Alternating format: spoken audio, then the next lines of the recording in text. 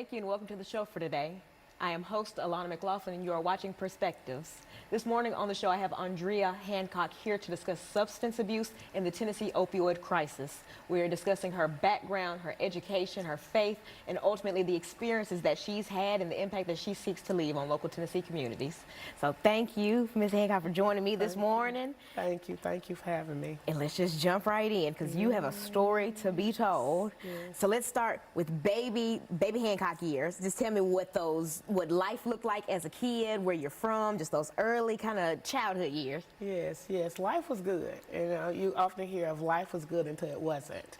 And so I remember growing up and my mother and father was there. I had a sister who was 6 years older than me, so it was a lot of animosity there because she got to do a lot of things that I didn't get to do. And I often think back to that because she was taken at such an early age. She was murdered by her boyfriend, domestic violence, when I was 13 years old. But I remember the years that I had with her, it was so much jealousy and envy. And I was like, oh my gosh, she was everything I wanted to be.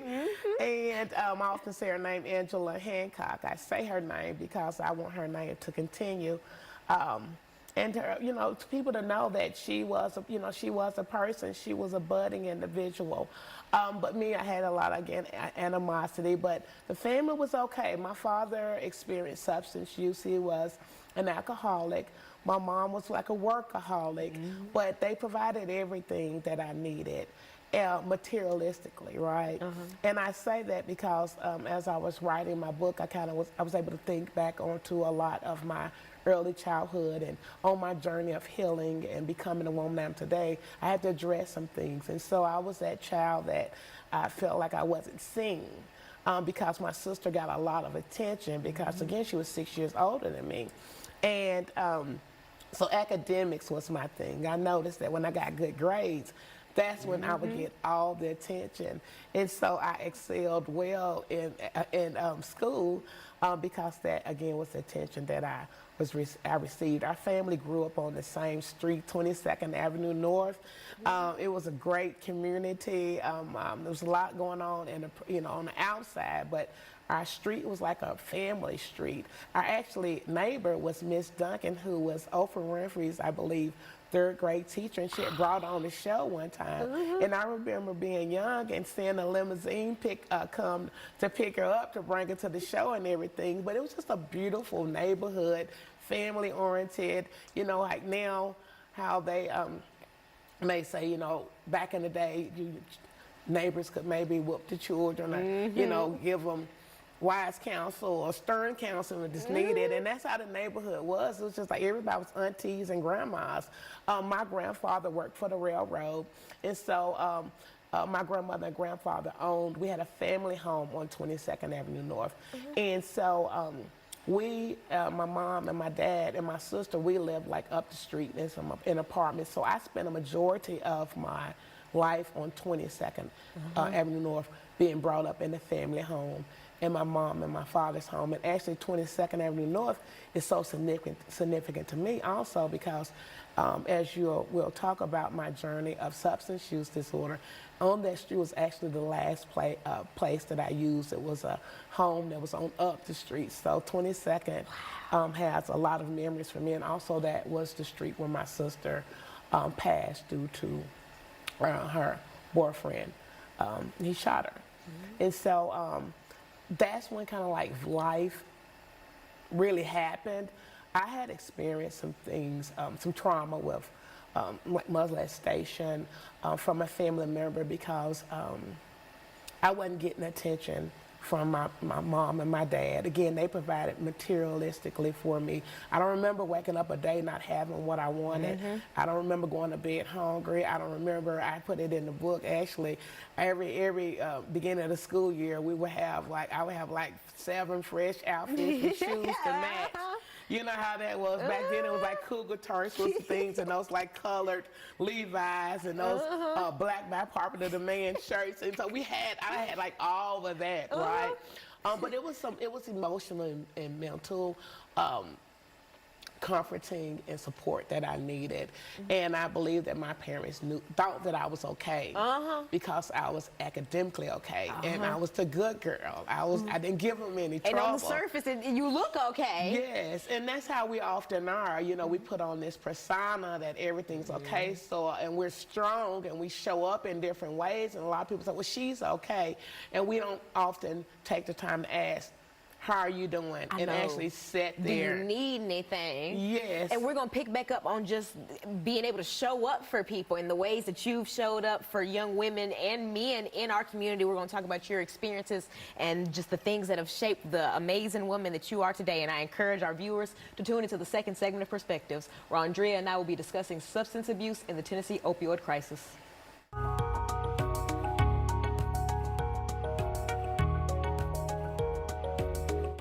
Welcome to the second segment of the show for today. For viewers just tuning in, I am host Alana McLaughlin, and you are watching Perspectives. This morning on the show, I have Andrea Hancock here discussing her background, education, her faith, her experiences, and ultimately substance abuse in the Tennessee opioid crisis. In the first segments, we talked about her as a young lady. We talked about her experiences in North Nashville, 22nd Avenue North, and we talked about some of the family experiences that she had that shaped her as a young girl. And we're going to pick back up on kind of the later adolescence, I'd say 14 onwards, and tell me what life looked like kind of after the passing of your sister, and you've dealt with molestation and a few things at this early age, and just tell me what life looked like those teenage years. Yes. Like I was saying earlier, I believe my parents did the best they could with what they had. And I thank them for that. You know, actually that kind of shaped me into who I am today. So, you know, after my sister passed, that was just so traumatic. That's one of my major rock bottoms in life. And it took me a while to recover from that because my parents just basically checked out after that. Meaning my father, his substance use, alcoholism, it got worse. And my mom, I remember I have a lot of memories of her just crying. I'm waking up in the morning hearing her crying through the walls because she blamed herself for allowing the individual in. And so it was just hard, you know, and looking for connection. We was all born to connect, right? And so just looking for connection, looking for, you know, what I thought love was, and started getting into some unhealthy relationships. And my first relationship, which was actually my first child's father, very abusive, right? And so because of my experience with my sister, I always said that I would not be in a domestic, you know, relationship. I wouldn't allow anyone to hit me. And in the beginning stages of it, it was more of I was scared what I was going to do to him. Because I always say, if they do it, I'm going to. And so I didn't fight back for a while, and I remember the day I fought back because he actually put my son's life in danger from some of his behaviors, and I was like, we fought. And so from that day, we didn't fight a lot. After that, and then again, I saw that relationship wasn't working. And I got into another unhealthy relationship. And that relationship, I talk about it in the book. It was the bad boy, the flashy, you know, everybody in the neighborhood kind of knew him. The cool guy. Yeah, the cool guy, yeah. And so coming from someone who was always making good grades, didn't get anybody into, you know, didn't get into a lot of trouble. So for me, that was like huge that he paid attention to me, right? Because we all want to be loved. We all want to be seen. And we all want to, you know, hear sometimes lies, or we want somebody to take care of them, or, you know, protect them. And so because at this time my father had passed when I was 17, right before my son was born, and actually the day my son was coming home from the hospital, my father went into the hospital and he passed. He never got to meet his first grandchild. And again, I got into this unhealthy relationship. My mom was living at that time, and my mom loved me, again, the best way that she could. She didn't address a lot of issues because she had already lost a child. And again, it was only me and my sister, so I was the only child that was left. So my mom, you know, she loved me to the point where it was my detriment because she didn't ever address issues because it was clear issues or signs that something was right, something was off. I met this guy, and I just started hanging out and riding in the cars and with the flip-flop paint and the Dayton's and all of that. And it was like big, right? But he also introduced me to crack cocaine. And so I was 12th grade, second semester honors student, who's who of America, when I decided that I wanted to be with him instead of going to school with my, one child. Soon I became pregnant with the second child and then a third child. And that was all by the time I was 21 years old. And that same year that I was pregnant with that third child, my mama passed. I truly believe she grieved herself to death. But my mom passed, and I was left in a very unhealthy relationship, pregnant with my third child. And basically, my whole primary family was gone. And it had a lot of trauma. It didn't address the trauma, wasn't getting any therapy, just toughing it out, basically. And I'm acting out through certain behaviors. And again, substance use was the main thing, being very promiscuous, substance use, unhealthy relationships, just didn't really care about myself and just trying to figure things out. And that led me on a 13-year, oh my God, whirlwind, a journey of becoming who I am today. That's why I look at it now.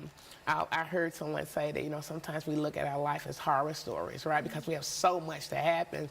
And I often say, now my life is a thriller. Because you're like, okay, what's going to happen next? Is she going to make it? Is she going to make it? And I just, I say, just sit and watch, because you're going to see what God is able and capable to do with those broken pieces. So, and Miss Andrea, I hate to interrupt you, but there's something that you told me that I really want to highlight in this segment. I want to talk about resources for people who are experiencing substance abuse. Yes. Because you specifically told me, you were like, after so many times in rehab, your insurance would not cover it. No, And that was probably one of the scariest things I had ever heard, because recovery is not just linear. For anybody, drugs, sex, whatever, your poison is, recovery is just not just like that. So for your insurance to deny. Yes. And so I believe now there's a lot more studies, there's a lot more acceptance, substance use disorders, what they call it now, not so much as addiction. And it's looked upon as a health crisis at this time. Remember, this is over 20 years ago, right? Where a lot of people mentality was, just stop. I know, and I think just stop. Why don't you stop, right? It's insane. Insanity is doing the same thing over and over again, expecting different results. But because of the trauma I had experienced, because of when I lost my support system, I didn't have a lot of support. And again, 2 years after I lost my mom, I lost custody of all my children due to my substance use, and my parental rights was terminated. I'm so grateful that 2011 I received legal custody back of my biological kids after going through my process, being open to therapy, being open to change, being open to changing the people, places, and things, and ultimately being open to changing the way I think. And the most important thing is that I allowed Christ to come into my life. And I decided to just step out on faith, because the last time that I used, which was March the 2nd, 2006, I didn't go to rehab, because again, the rehabs had started, because they would give you a certain amount of days you would qualify for. But after I kept going back and forth, they started bringing those days down to eventually, like, you got to wait to it, because I couldn't keep going back in. But I was struggling, I was trying. So it was truly a divine intervention. God saw me here with you today. And so he's like, baby, I need you to come on out those bushes, and I need you to get on your journey of what I have for you. And so for me, that's what I had. I had a divine intervention. And that day when I walked away, I have not looked back. But God did get me ready. He did bring me back to the same community. I actually thrive in the community I was supposed to die. And we're going to just pick back up in that final segment about thriving in the same community that people might have assumed that you were going to die in. And Yes. Lord, I'm sitting here fighting back tears as I sit here. And I encourage our viewers to tune into the final segment of Perspectives, where Andrea Hancock will be discussing her story, substance abuse, and the opioid crisis in Tennessee.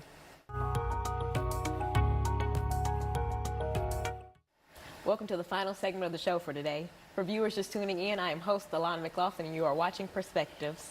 This morning on Perspectives, I have Andrea Hancock here to discuss her life, her background, her education, and ultimately substance abuse and the Tennessee opioid crisis. She's talking about her experiences and ultimately the impact that she seeks to leave on impacted, on communities that have been impacted by substance abuse, and just ways that we can support her in these endeavors. We're picking right back up where we left off in the second segment, your road to recovery. Well, really the road of recovery. This is your last time using. You have decided that you are kicking this, and I want you to tell me what life looked like. Tell me kind of really about reestablishing after you know, substance abuse. Kind of tell me how your body felt, your mind, those early months, even years. Oh my gosh. It was a lot of uncertainty. Again, when that day, March the 2nd, my family was getting ready to send me to a teen challenge in Philadelphia because they figured a geographical change would work for me.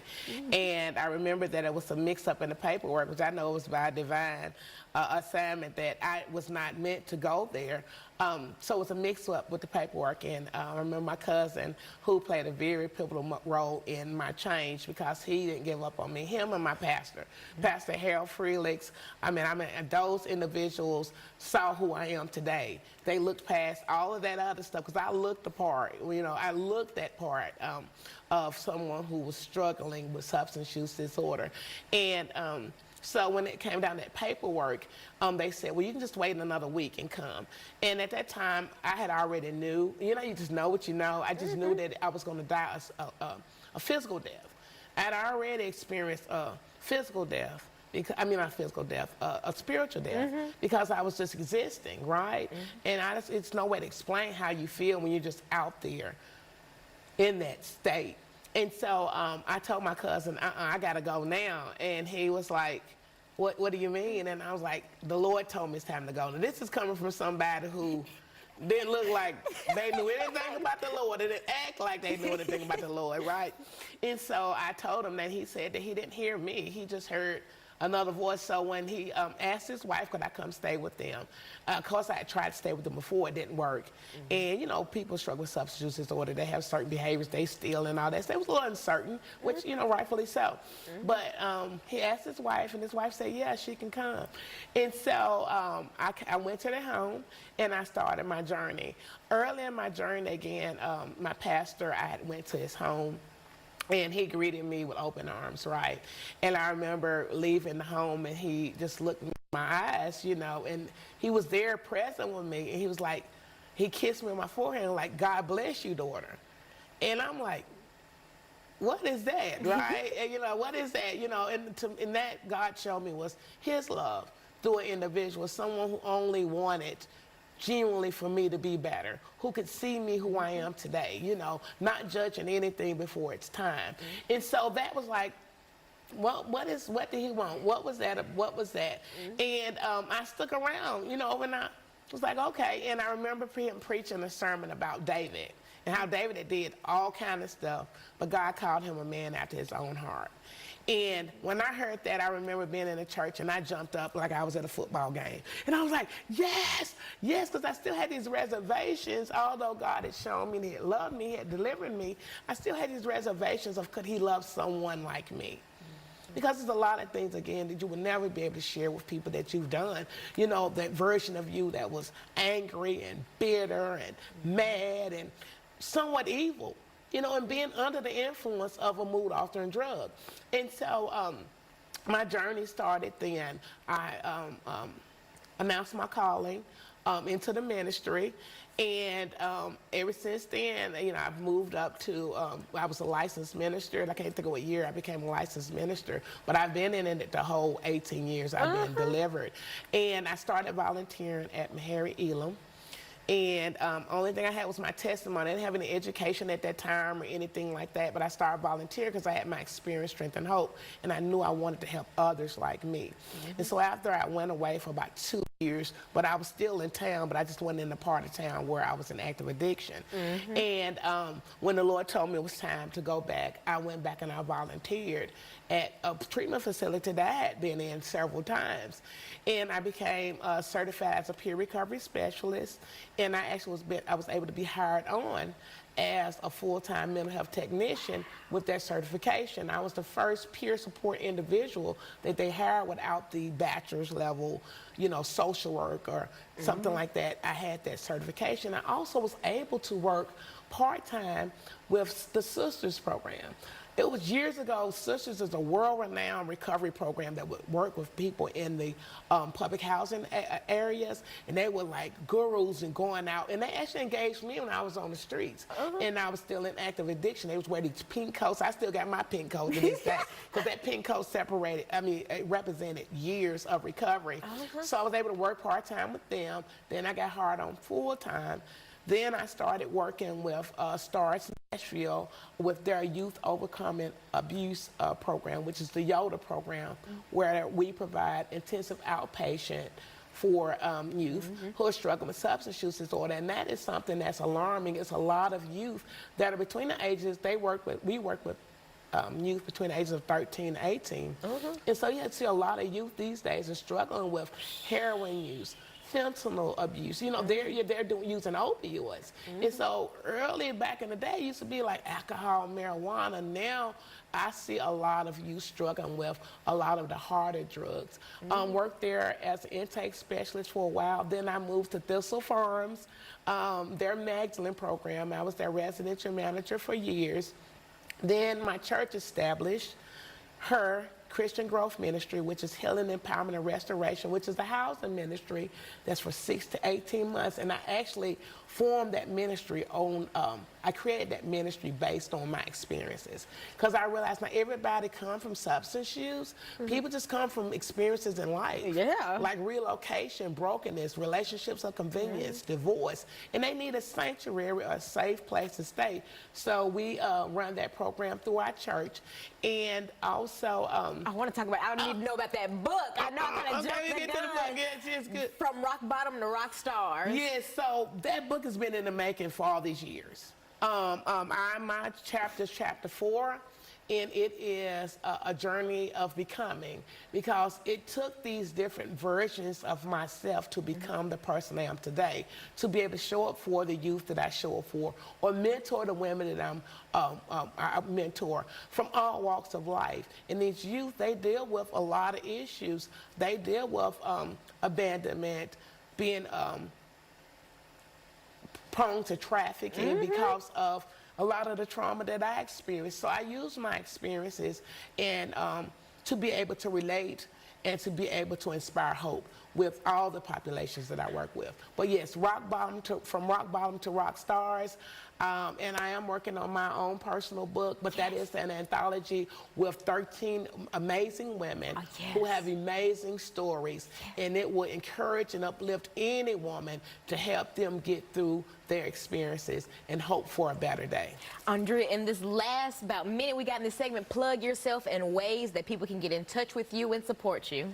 Yes, ways individuals can get in touch with me. I do a Nana Circle, which is a support group for aging individuals who are reparenting or raising children, because my son is experiencing substance use disorder.